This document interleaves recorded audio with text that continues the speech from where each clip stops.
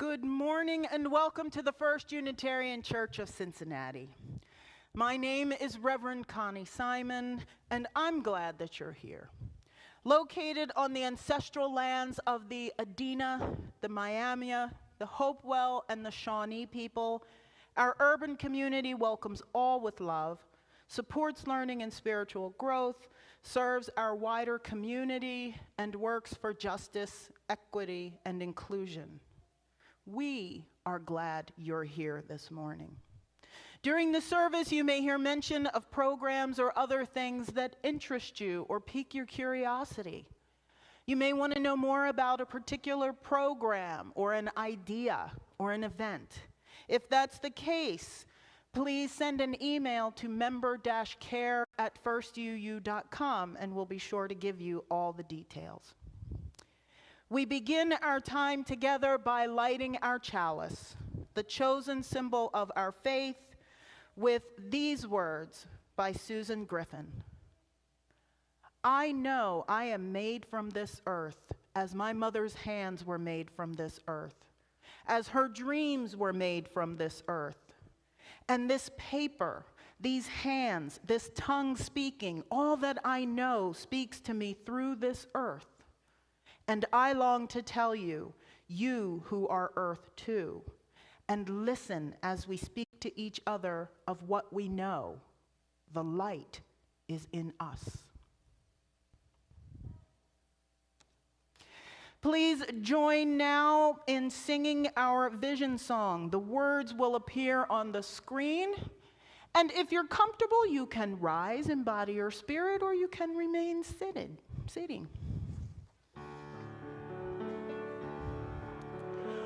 We are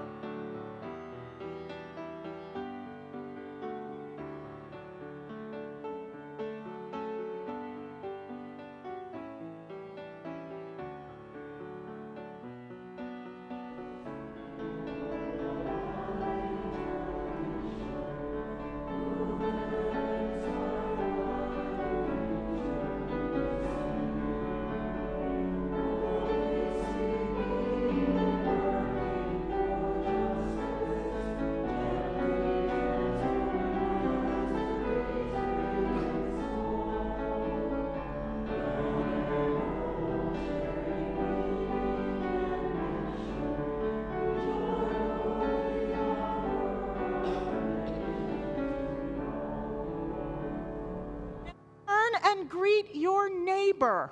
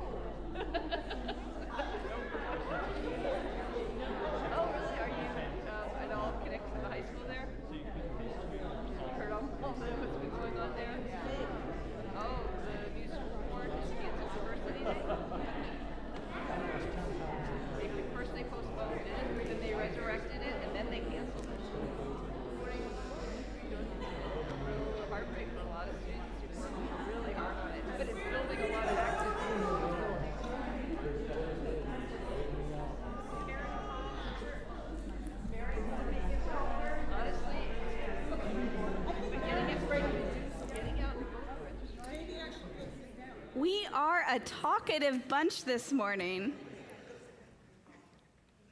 We are. So it's Mother's Day.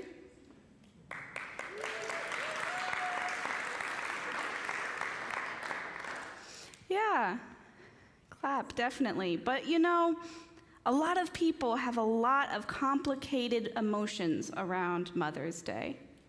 So we decided to do something a bit different today. We're celebrating our collective Mother Earth. Yeah! More claps, great.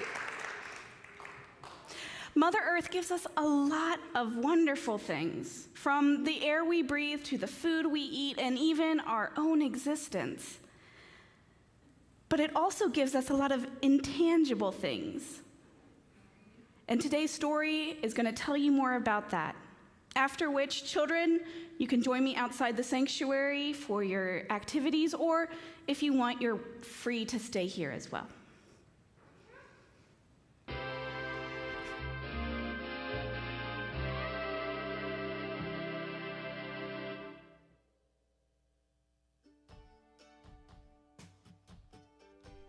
The Nurturing Tree by Dr. Jerry D. Wright, based off the book The Giving Tree by Shel Silverstein.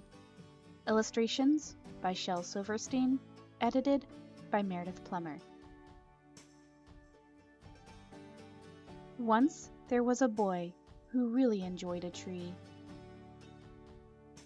He enjoyed the roughness of its bark when he climbed it.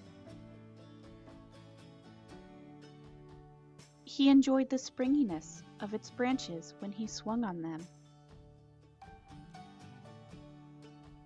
He enjoyed the crackle, the smell, and the pillowy feeling of its leaves when he gathered them into a big pile and jumped into them in the fall of the year. He enjoyed the crunch and tart taste of its apple when he bit into its ripe fruit. And when the sun was hot, he enjoyed sitting in its shade, leaning against its sturdy trunk, thinking about all the things he hoped to do and have and be as he grew older. The tree enjoyed the boy, too. She enjoyed watching him grow stronger, able to do more things. She enjoyed his company. She enjoyed being useful. But there came a long time when the boy stayed away. Then one day, he returned and said to the tree, "I need some money." And the tree said, "Well, money doesn't grow on trees, but apples do, and you're welcome to gather my apples and sell them for money." The tree was delighted to have the boy climb about gathering the apples she'd grown. She enjoyed his company, and she enjoyed feeling useful. But then the boy stayed away for a long time again.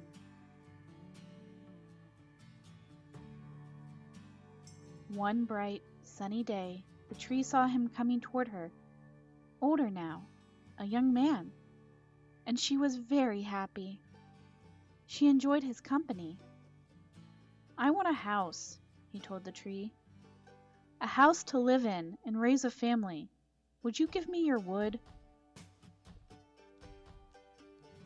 "I'll give you a few of my branches," she said, "and you may ask my neighbors for some of theirs. If I give you all of my branches, I'd have nothing to support my leaves. Without leaves to turn sunlight and water into food, I would die. But as long as you take only a few of my limbs, I can grow others. So you're welcome to a few." The young man thanked the tree and chose a few of her branches to make into lumber for his house. He also asked her neighbors, who gave him a few branches here and there, until he had enough. Then he built his house and enjoyed it, and was gone for several years again. Until one day, the tree recognized him coming toward her, a man in his middle years now, and he said to the tree, "I've been thinking, and I'd like to have a boat to sail on the lake, and I'd like to have your trunk to use for a hole." The tree liked the man very much, had liked him since when he was a small boy, climbing her trunk and diving into piles of her leaves. But she liked herself too, and she said, "I like you a lot. I enjoyed you for years, but I have good reason to say no to your request. First, if I gave you my trunk, I would die, and while I like to give of myself and feel useful, I know better than to give myself away. Secondly, I've noticed that you only come around when you want something for yourself. Other than that, I never see you." Still, that doesn't mean you can't have a boat. You don't have to have wood to make a boat. Fiberglass is a wonderful material for building a boat. Build yourself a boat of fiberglass and come visit me from time to time.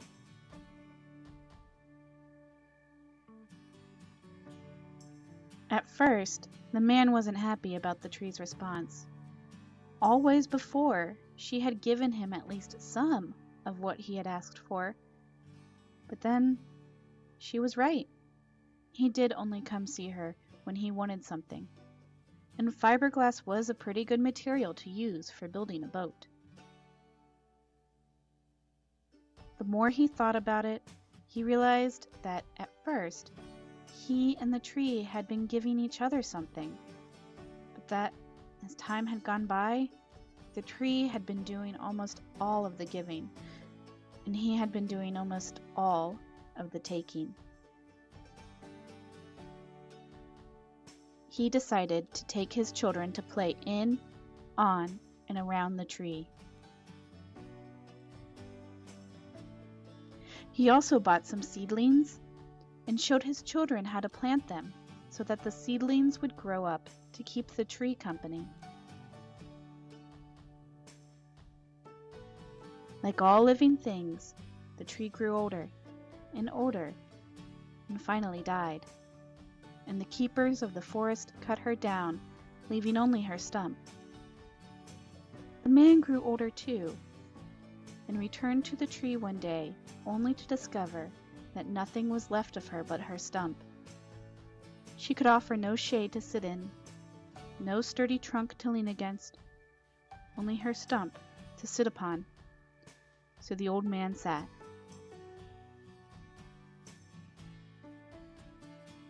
He thanked her for being there, and when he was a boy allowing him to climb her sturdy trunk, bounce upon her springy branches, eat her crisp, tart apples, and pounce into piles of her fallen leaves.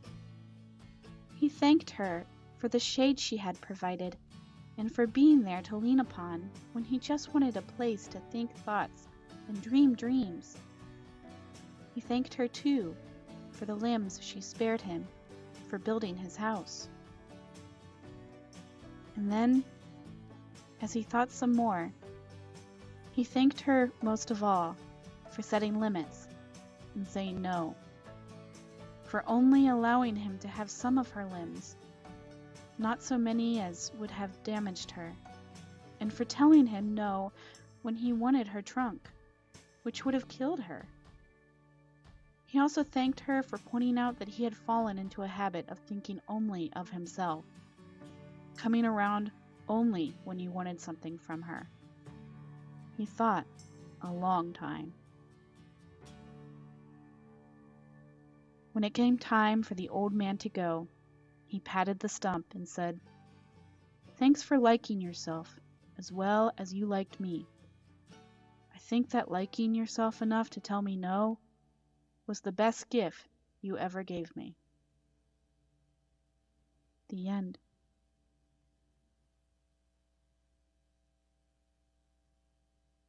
I wonder what gifts, tangible and intangible, has Mother Nature given you?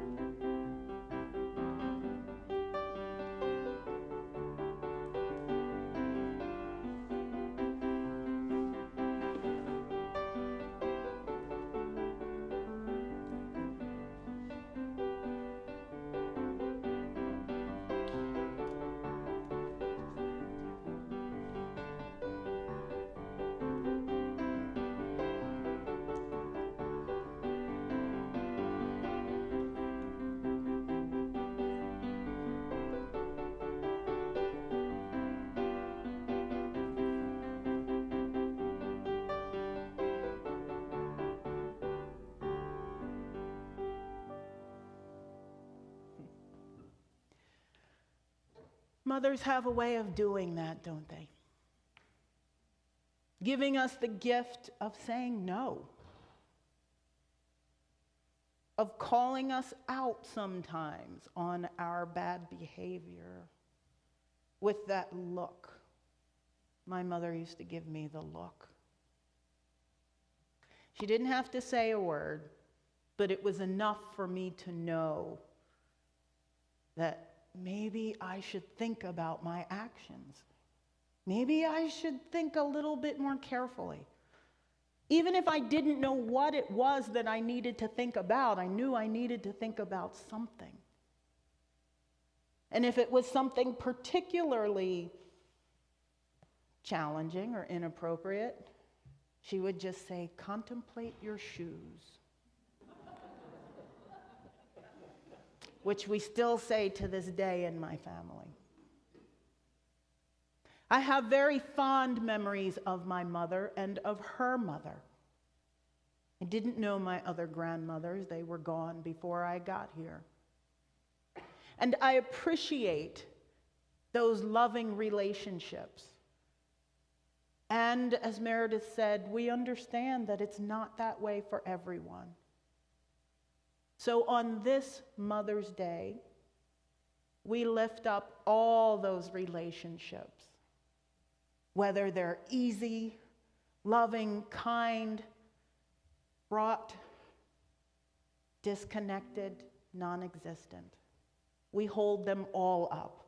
We hold up the people who are mothers, maybe not biologically, but certainly by love. You don't have to have birthed a child physically to be its mother.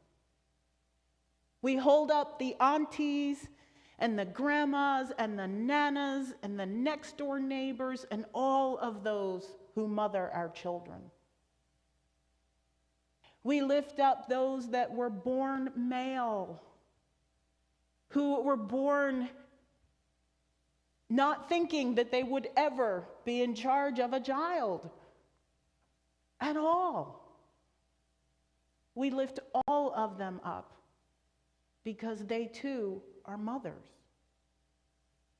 And our Mother Earth that gives us nourishment and shade and resources and tells us no sometimes and pushes us back when we've gone too far. All of those mothers we celebrate today. And we hold in our hearts especially those mothers who are struggling around the world to protect their children.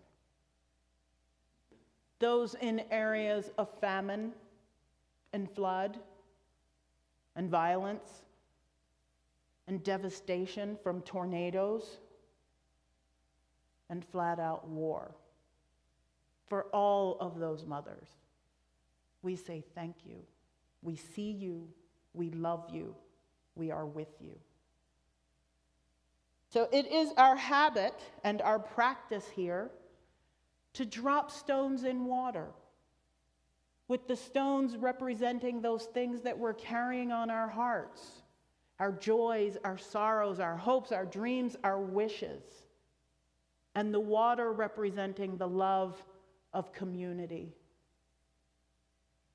So as you are willing and able, I invite you to come forward up the sides and down the middle to drop a stone in the water so that its healing power can amplify your joys, soothe your sorrows, and provide fertile soil for your dreams and wishes. Please come forward.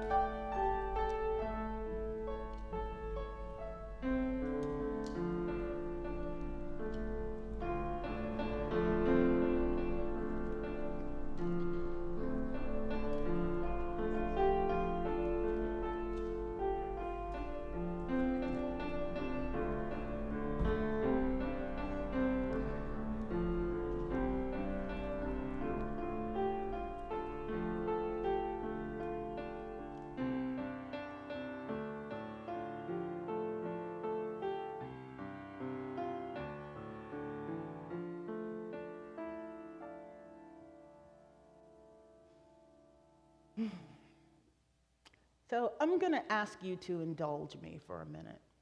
I need to drop a very special stone this morning for my great-nephew, David Alexander Burgess.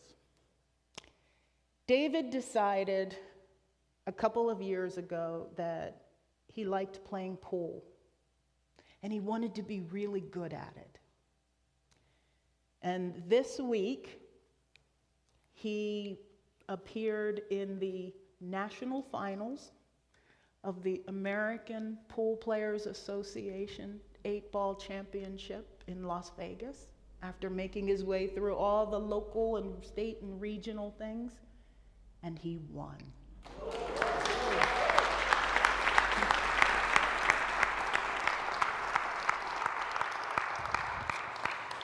I'm proud of him every day, but this auntie's especially proud this week. So for those that we've named, for those whose names we do not know, and those whose names are carefully guarded in our hearts this morning, we offer these stones.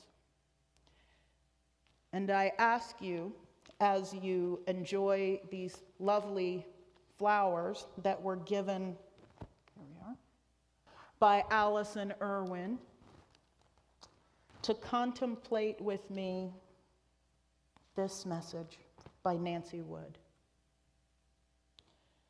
Earth, teach me stillness as the grasses are stilled with light. Earth, teach me suffering as old stones suffer with memory. Earth, teach me humility as blossoms are humble with beginnings. Earth, teach me caring as the mother who secures her young. Let us now pause for a moment of silent meditation, reflection, or prayer.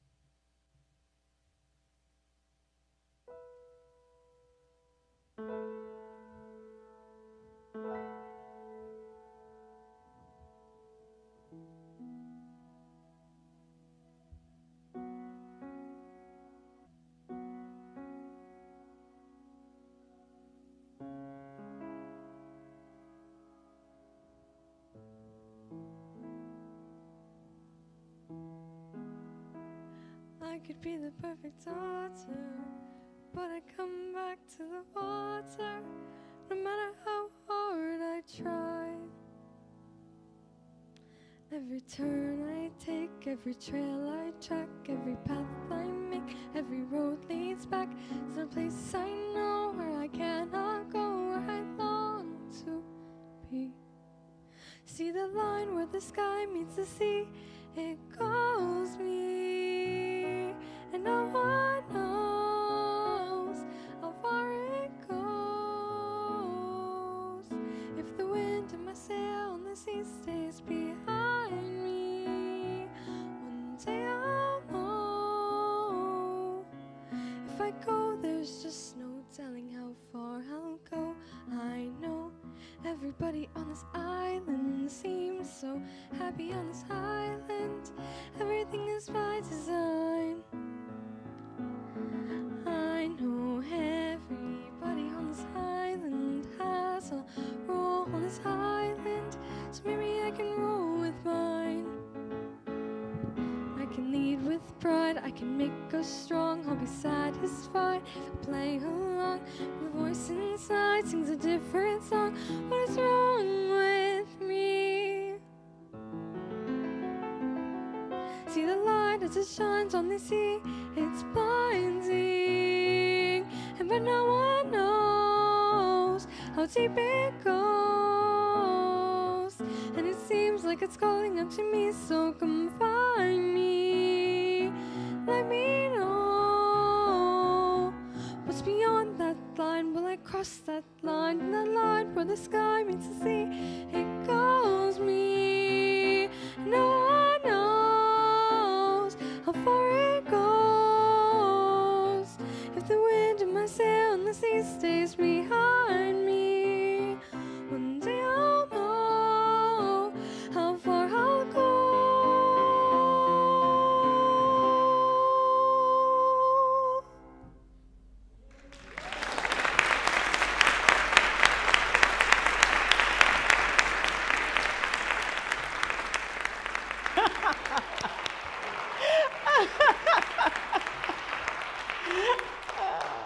Good job.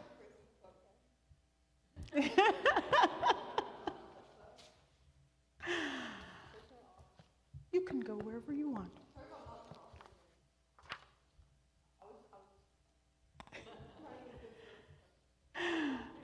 That was wonderful. Thank you so much, Danny. Give her another round of applause.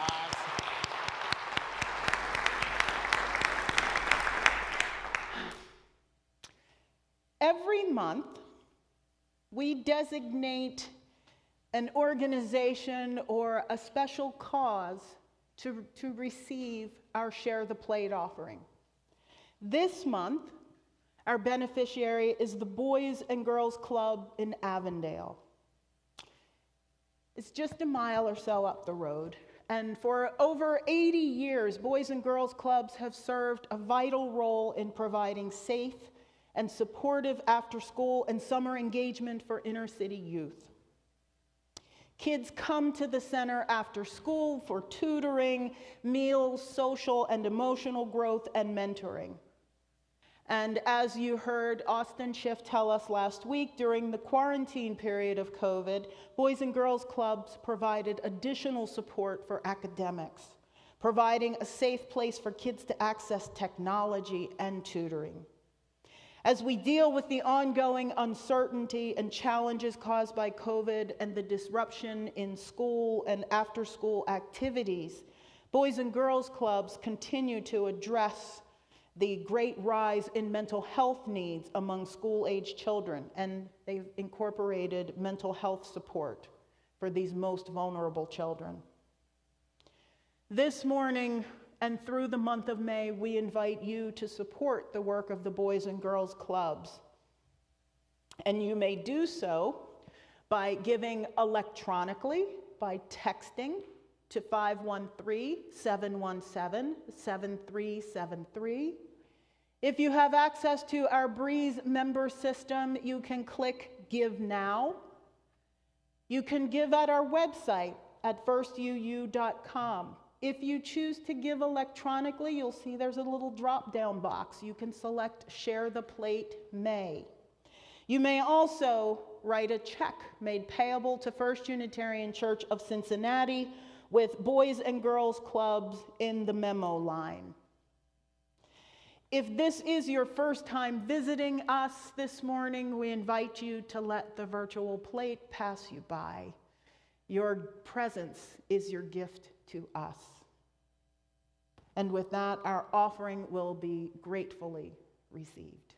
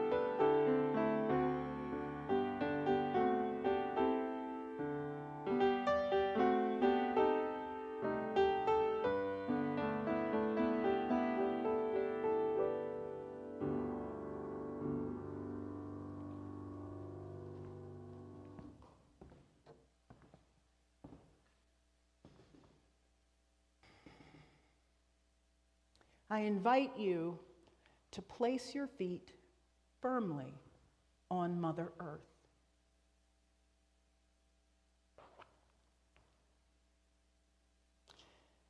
As we call the 7 directions. O great Spirit of the East, I face you to understand birth and new beginnings. I look to you bringing forth a new day and am reminded that life is about birth, of babies, of puppies, of new seasons, new ways of doing things. Teach me the mysteries of beginnings. O great Spirit of the South, I look to you to understand abundance, fertility, warmth, and the extravagance and colors of creation. Come to my mind and feet and lead me into the adventures of the South. O Spirit of the West, I turn to you to understand dying. As the sun goes down each day, I am reminded of many deaths, friends, generations, the seasons, and old ways of doing things. Let the sunset remind me that, like the sun, I too shall arise in a new life and color. O strong, powerful North, I face you to remember that life comes sometimes to us in cold and in harshness. Not only do the days grow cold, but others may turn cold toward us. Give me the strength of the buffalo, that I may stand in blizzards with my face toward the north, without being blown down or overwhelmed. O great Spirit of all that is up, all that soars, all that floats or flies above us all that comes to us from on high to enlighten us, I cherish this direction. Give me visions and let my mind walk among the stars and the moon and in the daylight of the sun. O sweet power of up, lift me high to my Father, the sky. O great Spirit of all that is down, I thank you for my mother, the earth. I ask to be humble, to be simple, to never consider myself above all my relatives in creation. And may I walk with such respect upon the earth that when it is time for me to go to her, she may receive me sweetly to her heart. O wondrous direction of in, I put my hand on my heart to remind me of the mysteries, the unknowns that lie within me. Teach me to guard the simpler beauties, to walk closely within the circle of my God in my heart. Let me share only with those who can be loyal to my secrets. And ho, so it is. This is from the Iroquois oral tradition. And now we have grounded ourselves as we begin to celebrate our Mother Earth. And this next part may or may not require some audience participation. It's up to you. This is a song by a group called Spiral Rhythm. They do earth-based chants and just very heartfelt music. I listen to this frequently. The one you're about to hear is called I Am, and it's something I listen to while walking in nature. It's many verses repeated. And as you feel so moved, I'm going to put the words on the screen. As you feel so moved, you can get up and move with the music. Or you can sit with your eyes closed and enjoy it. This is about 6 minutes of spiritual grounding.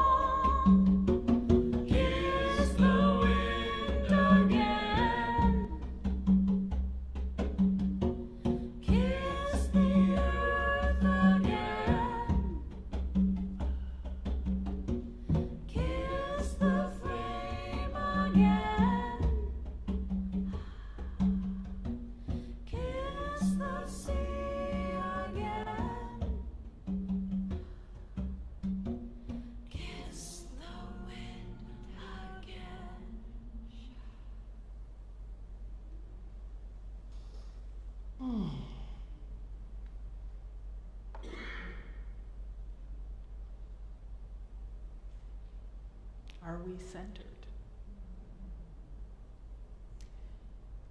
I want to tell you a little story. In 1832, just a few years after being ordained at the tender age of 22, a 26-year-old minister serving his first settlement was already getting tired of it. Keeping up with the observation of sacraments in particular, and the relational demands of a congregation were wearing on him theologically. He just didn't think he could do it. He rejected the supernaturalism that he'd learned in divinity school and abandoned all belief in biblical miracles. That last straw came on a day in 1832 when the congregation requested that he perform the ritual of the Last Supper, which he considered to be only so much nonsense. With that, the Reverend Ralph Waldo Emerson left the Second Church of Boston and the ministry altogether to devote his energy to speaking, writing, and philosophy. Along with his friends, Frederick Henry Hedge, George Putnam, and George Ridley, Emerson became part of what was originally called Hedge's Club, because it was Hedge's idea that they all get together. But it later became known as the Transcendentalist Club. This study group met 5 or 6 times a year between 1836 and 1840 to discuss all the things wrong with those liberal Christian Unitarians and their rational biblical criticism and their philosophy based on historical tradition. This group of deep thinkers came to include more than 24 members, including Orestes Brownson, Theodore Parker, Henry David Thoreau, and Margaret Fuller. And yes, even William Ellery Channing came to one of their meetings. They took their name from Immanuel Kant's critique of practical reason, in which he said that knowledge is transcendent. That's where they got the name Transcendentalist. They wanted to do away with the rigidity of traditional Unitarianism. Instead, they believed, as my friend historian Mark Harris writes, that every person could experience the divine personally and immediately. Their core values were, number one above all, individualism, idealism, and the divinity of nature. As such, they had little use for churches or institution or any type of authority or any type of religious governance. Instead, choosing to strive for self-reliance and direct individual connection with God through nature. Emerson, in fact, urged every person to find his own relation to the universe. It's all about the self. And as you can imagine, his thoughts weren't especially popular in polite society in the 1840s. And I wonder now, even though there are transcendentalists who still believe in the power of nature, I think there may be some who would question his belief that conformity is the death of individualism. There is something to be said for covenant and for community. But this isn't a day of talking about transcendentalists. They get a lot of the air in Unitarian churches. And they're not going to get it all here today. Because their beliefs were not really new. They didn't come to this all on their own.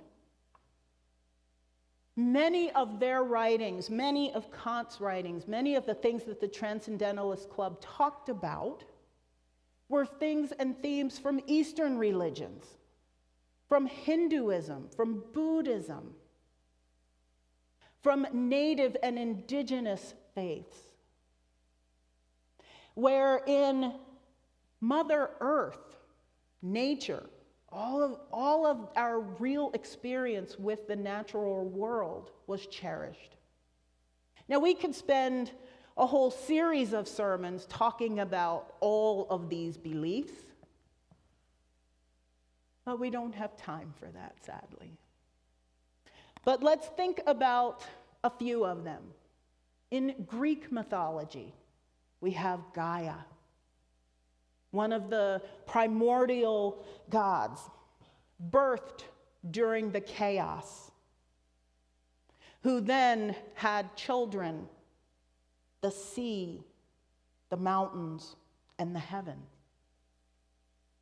who mated with the heavens to create the Titans. So in Greek mythology, this belief in a Mother Earth, an earth goddess, has been around. I mean, it was entrenched in a lot of that thinking. It became part of Roman mythology. In Tao thought, the Earth Mother is the yin to the yang.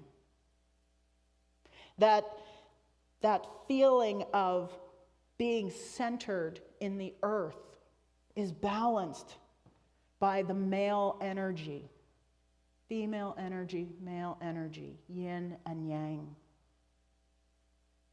I read to you an Iroquois offering wherein it's obvious that the earth is valued as the giver of life for all of us. There are pagan rituals, Wiccan faith that believes in the sanctity of the earth as the giver of life, as the sustainer of life. So this is not something that's just come up out of nowhere.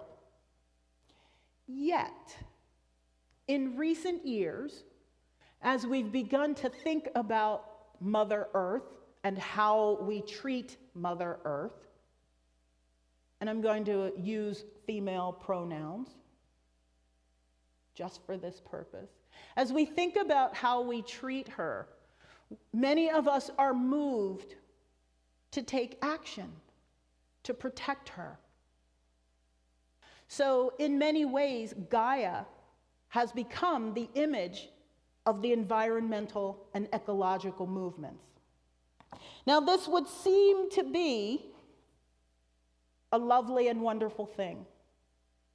And yet, it's been attacked in recent years, very recently, within the last couple of years, if you haven't seen it, by conservative Christians, many of whom would say that this form of pantheism, of believing in the Mother Earth as a goddess, is contrary to the belief that God is God.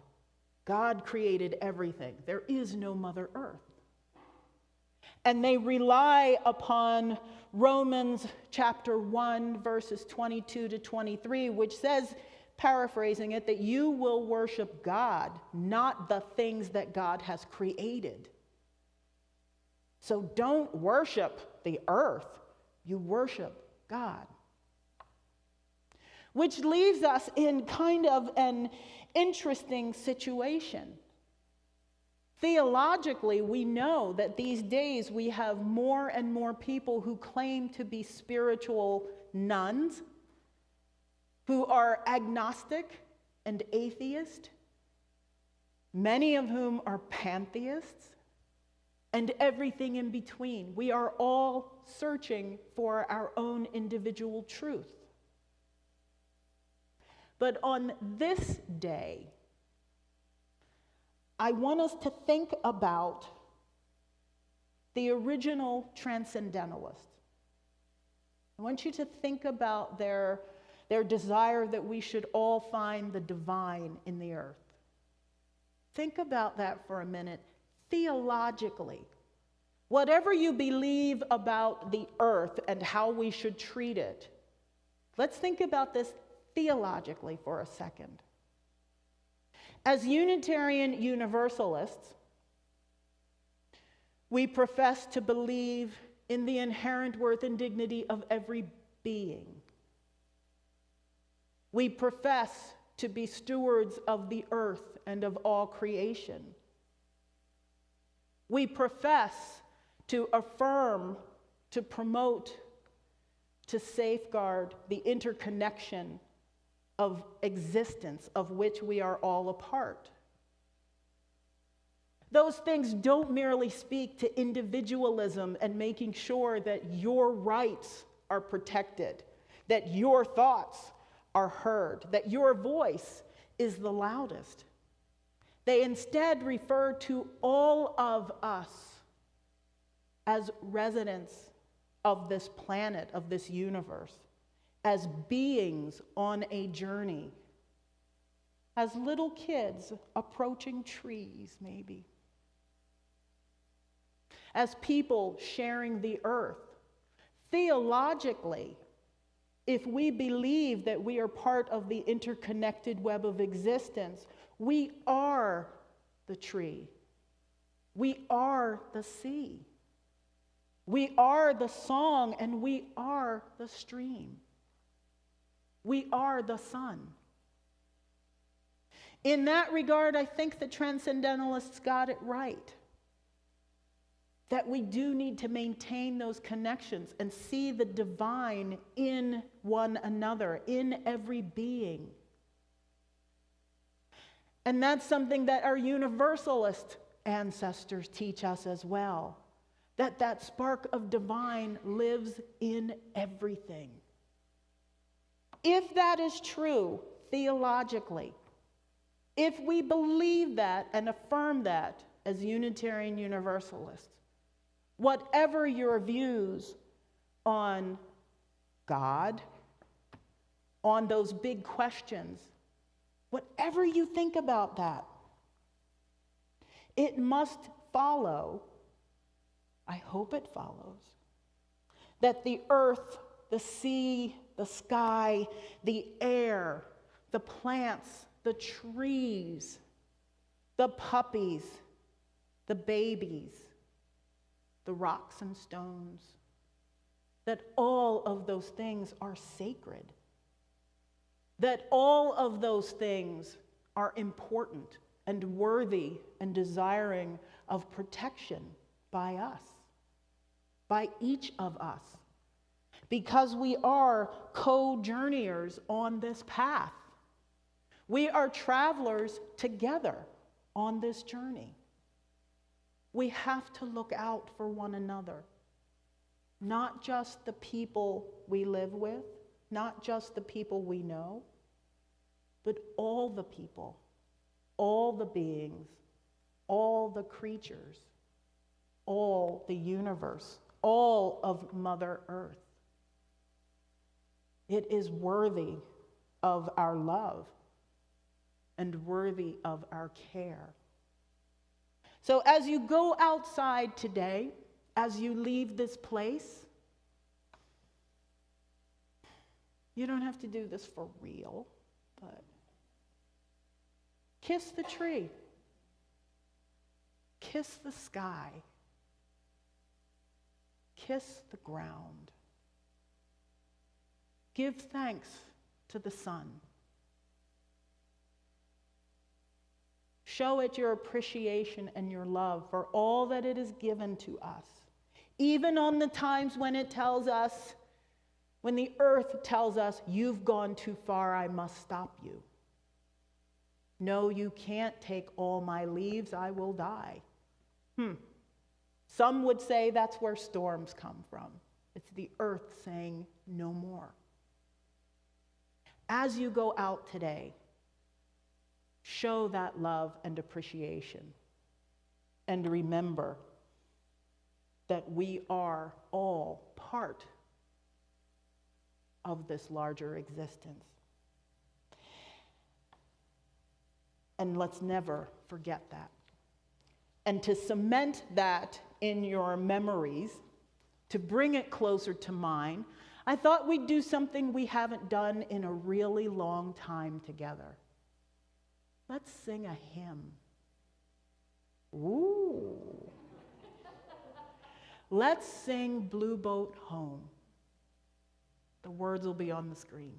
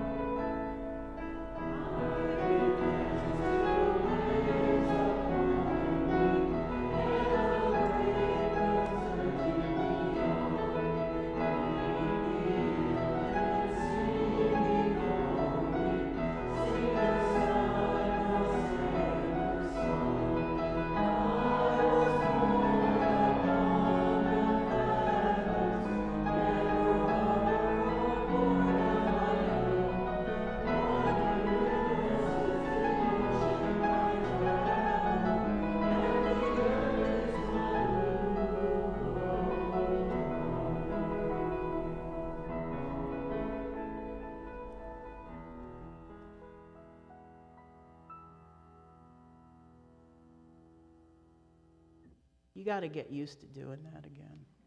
We'll work on it.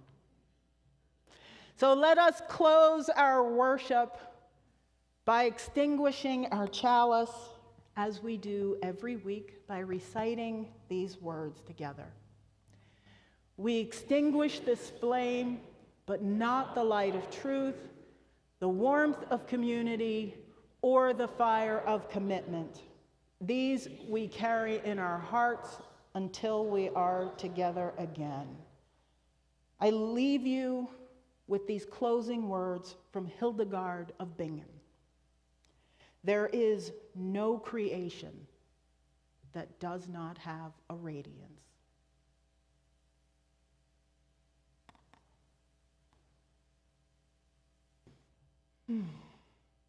And with that, let's transform back into our world of service. It is time for the 4th annual People Who Get Things Done Awards. They will be Sunday, May 22nd, during the service, here, live. And you know the drill by now. You can nominate anyone you want in any category that you decide to make up. And I will pick on one person I'm looking at right now, I won't name you by name, Barbara, who won an award the first year as the person who drives the longest distance to come to church. That's no longer true, but those are the kinds of awards that we give out. You can give an award for someone who has the brightest smile, who bakes the best brownies, Lois, who has learned how to wind the clock, Kim, who does whatever, who does the newsletter, David. These are all the kinds of nominations that you can make. There's an email that, it's in the newsletter. There are a couple of emails that are scheduled to go out over the next several days to remind you. You can nominate as many people as you want through Breeze, or you can do it by email. I just need to have all of the nominations by Wednesday the 19th, I think that is, 18th, so that we can put them together and put them on the screen for the 22nd. So keep that in mind. Also, it's time for the congregational meeting. It'll happen the same day. So right after we finish with the awards, we'll have the congregational meeting. If you are a member and you intend to vote, you must register for the meeting. You can register through Breeze. Every member has been sent a link to the registration form. Please make sure that you fill in your name, your email address, and how many people will be with you on your computer if you choose to participate virtually. So, for example, if Dan and Janet are at home, both of them using the same computer, they would say, I'm registering, Dan fills it out, I'm registering for me, I'm also registering for Janet. We're going to be on the same computer. So we would count 2 votes coming from that computer. Make sense? Okay. You will also be able to vote in person, but you do still need to register, even if you intend to participate here. And Doug is going to work some magic so that we will be doing it live on Zoom with our technology as well, with electronic voting. Pressure's on, you know? Yeah. All right. Those are the main announcements for this week. I invite you to check out some other important things that are happening on the screen.